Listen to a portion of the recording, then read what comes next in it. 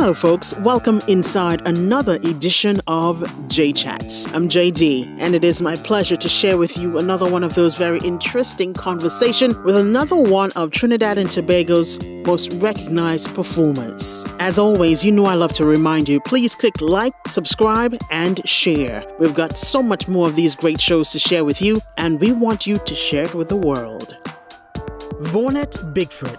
Over the years, she has been described as many things. The golden voice, for instance. Images and colors exude from her storytelling, and we are forever changed by the tones and truths and love Vaughnette shares. Vocals evoking a distinctive Caribbean charisma and a personality that embraces you like a longtime friend. And the list, well, it goes on. Trained and performed all over with some of music's finest, Vaughnette became one of the few Caribbean nationals ever to be awarded a scholarship to attend the prestigious Berklee College of Music Performance program. Vaughnette Bigford is one of the Caribbean's leading jazz vocalists, and we are so proud to have her here inside of JCHATS. LaBray born and proud, Vaughnette is going to tell us a little bit more about her journey through music and what she's getting ready for. Now we are here at Carol Street's Hotel. Isn't this place amazing? Yes, it's a wonderful place, and it's in South. I don't know, more people need to come down to this place. This is wonderful. It's a beautiful hotel, and you've got the The backdrop. scenery is really lovely here too. So we do want to say thank you so much to our friends at Carol Streets for allowing us some space inside of their world here at the hotel. What would you say your 15-year-old self at that time was still pursuing this? This was your dream? I always wanted to be on stage. I've been on stage since I was 7 years old. My first experience was Nakurima Bowl. I was 7 years old, San Fernando Arts Festival. So I've always been comfortable on stage. Always. It's never daunting. I always felt most comfortable. Most of the times it would have been drama versus music. Right. But I did some singing. In my teens, I kind of basically did the school choirs and stuff like that. And after secondary school, I kind of just halted. I kind of wanted to pursue, make my grandfather kind of happy to go to school and figure out what I want to do, and exactly. And I decided I wanted to be an accountant, and I signed up for ACCA, and then I spent 4 hours looking for $2, and I'm like, no, my time too precious for that. I ain't about accounting money life. So then I kind of ventured out. But it was only when I was about 30 that I actually went back into music. Yeah, that's a long.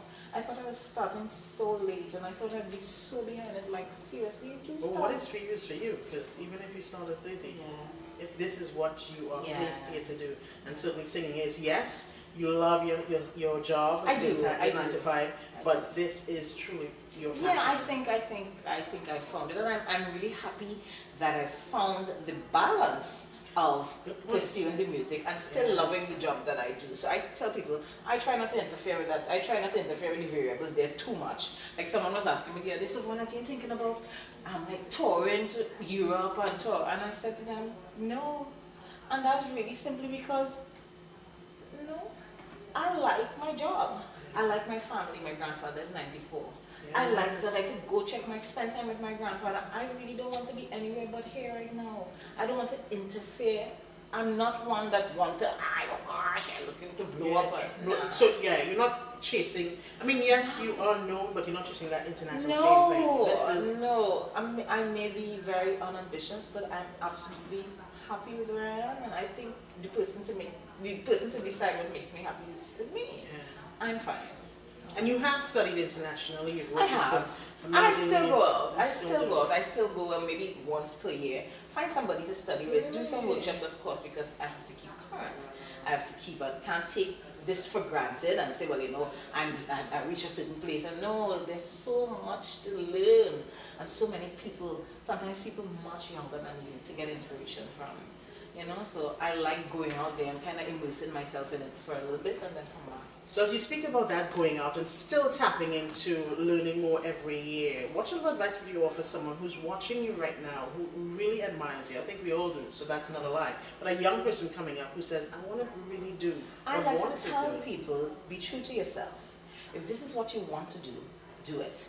But be respectful of it. Yes. Because we have a lot of people who are coming up and this is what they want to do. But they don't understand that there's a certain amount of respect that you have to pay to your craft if you want it to be recognized a particular way. You don't want to come rehearsal. you want to come rehearsals late. You don't want to put the work in that is required to have a product that people are going to recognize. We just don't want to do it because I guess maybe it's a new generation, but I advise people to respect what you do. When you respect what you do, you treat it in a particular way and you get the results. Yes, of course, you have people who blow up and they don't, but they're in the minority, believe me when I tell you that. Now, in 5 years, Vaughnette, where do you see yourself? Is that a difficult question? It's not a difficult question, I just don't answer it really. Because I don't plan that far ahead. Nice. I say, it's not, I shouldn't say I don't plan that far ahead. You have a strategic plan. I had a strategic plan when I was 30 as to, okay, in 10 years' time, I want people to know who Vaughnette and Bigford is in terms of jazz. I've stopped that.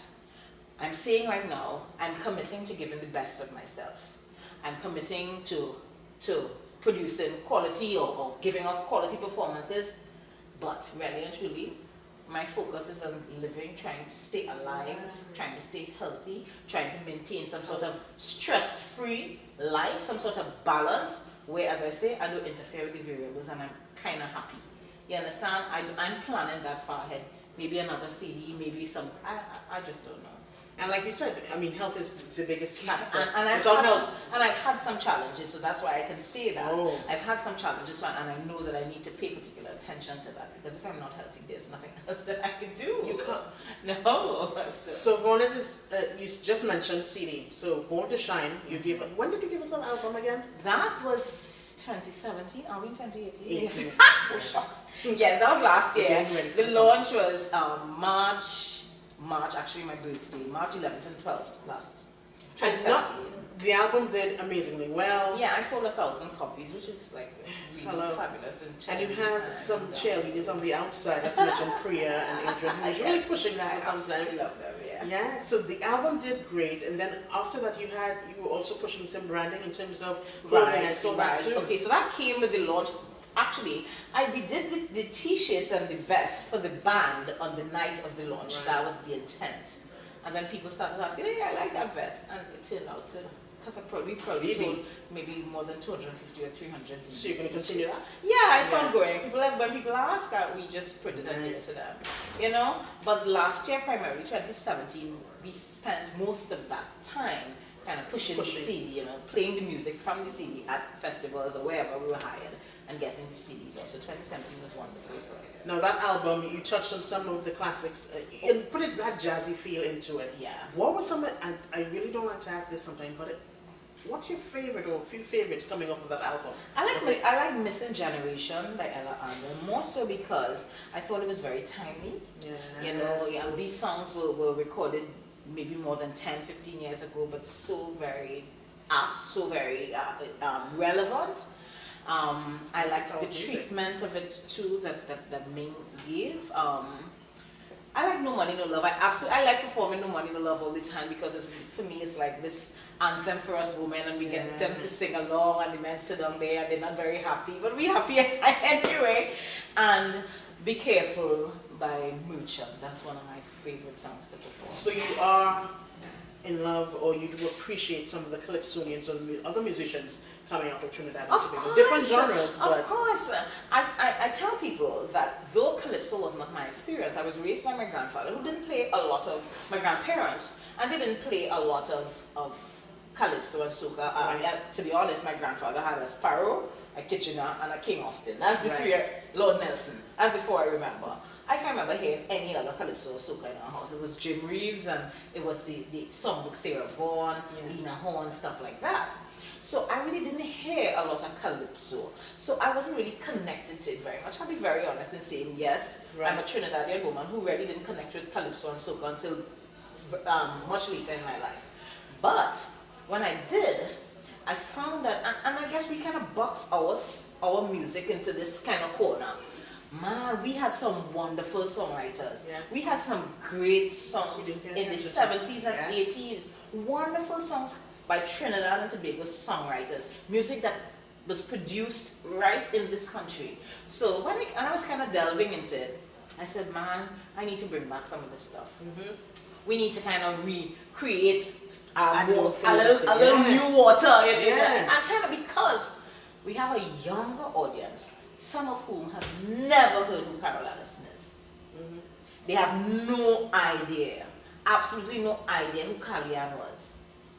And of course it doesn't play on the radio. Yes. So where are they going to hear it? So most recently, Aretha Franklin passed away, sadly, at the age of 76. Would she be one of your influences? I don't think there's any singer in the world who would say that Aretha has an influence. I mean, you would have heard Aretha somehow, somewhere, all those licks and those runs. I mean, Aretha was in everything. Aretha was like salt. Even if you don't make that connection, the influences are there. For me, I have a couple people that I listen to all the time. There's a singer called Carmen McRae, who for me is the #1 jazz singer of all time. For me, I mean, you have Ella and you have Billie Holiday, but Carmen McRae for me, in terms of her approach and her expression and her phrasing, a lot of it I started emulating. So Carmen McRae is one. I have a singer and friend that I met at Berkeley who was my teacher at Berkeley, Donna McElroy. Donna also a great influence. And when I looked at Donna perform, and I realized when Donna had get up on that stage, it's like, oh, Donna. It's like everything, the comedy, the everything. She was just this big personality. And when she walked on stage, it was like you could look at absolutely nothing else. If she's there for an hour or 2 hours. So many people would have influenced me locally. I started off singing with Carlton Zander in Saparia. So Zander's music, Ming, Terry, Shanta, all these people who are here in Trinidad and Tobago, Ralph Robertson, and of course Patty Rogers, who I tell people I practically stalked for a long time. Because when I decided I wanted to do jazz, I was taking voice lessons with Jessel Murray at the university, and Jessel said to me, he said, you know, you want to do jazz? He said, I could teach you some of the classicals, some of the stuff, breathing and technique and stuff, but I can't really teach you much about jazz. So he called on Alva Hutchinson, and we started looking, and Alva told him that, you know, we don't really have like somebody who will teach you or program or anything like that. And then somebody mentioned Patty Rogers to me, Judy Marchand. There was this little spot called Arthur's in St. James, a little kind of hole in the wall spot. And I went up there with my cousin to see Patty Rogers for the first time. And when I saw Patty Rogers, I said, my God, this is it. That's it. And I started stalking Patty. Of course, Patty was aware that I was stalking her, and we began to kind of stalk each other. And we became fast friends, you know. Yeah. So from Patty, I learned so much, just looking at how she was engaging people, her approach to the music. So.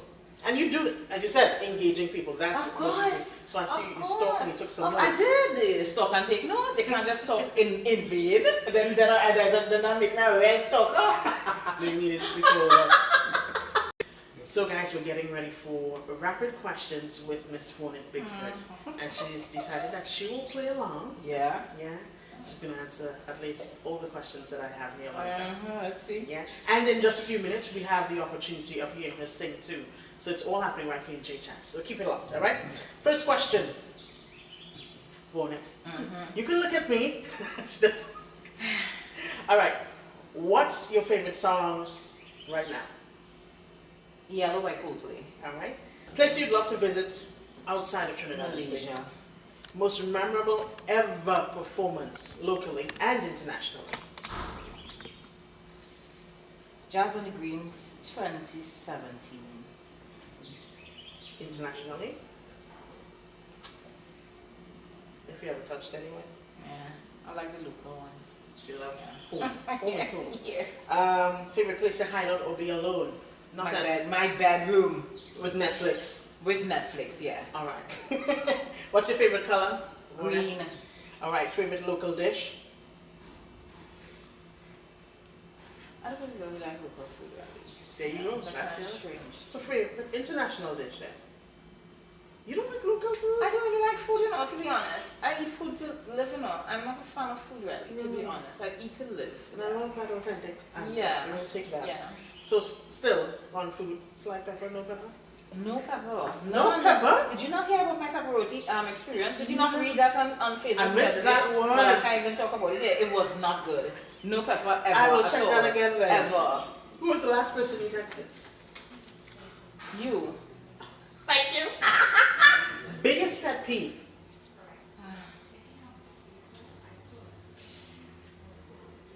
You must have one.